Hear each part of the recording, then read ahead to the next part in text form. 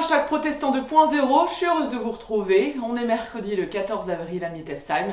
Pour démarrer cette journée ensoleillée, je vous propose un extrait du Nouveau Testament. On va aller dans la lettre de Paul aux Colossiens. On va aller au 2e chapitre et c'est tout à la fin, dans les derniers versets. Il sera question de vivre, de mourir avec le Christ et finalement, comment pouvons-nous vivre? Eh bien, tout simplement libre, et c'est cela qui nous est dit en quelques versets.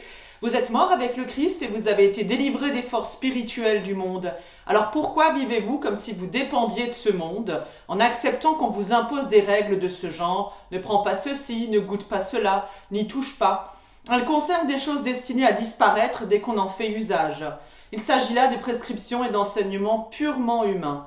Certes, ces règles ont une apparence de sagesse car elles parlent de religion personnelle, d'humilité et d'obligation, de traiter durement son corps, mais elles n'ont aucune valeur pour maîtriser les désirs de notre propre nature.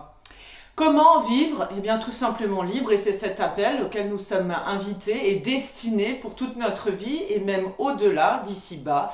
L'apôtre Paul souligne ici que la liberté du chrétien, bien sûr respecter les fêtes, bien sûr qu'il y a des règles, qu'il y a des interdits, bien sûr qu'il y a des pratiques religieuses, mais cela n'a aucune valeur en soi si nous ne comptons pas, en tout cas, sur la foi que nous mettons en Dieu et seulement sur la vie transformée par le Christ. Ainsi donc, la religion au service de la foi et non pas l'inverse, et c'est en cela que nous sommes invités à méditer aujourd'hui. Je vous propose la prière du jour, une prière d'Edith Stein dans le livret de la Société luthérienne. Ô Seigneur Dieu, donne-moi tout ce qui peut me conduire à toi. Ô Seigneur Dieu, éloigne de moi tout ce qui peut me détourner de toi. Ô Seigneur Dieu, fais aussi que je ne sois plus à moi, mais que je sois entièrement à toi. Amen.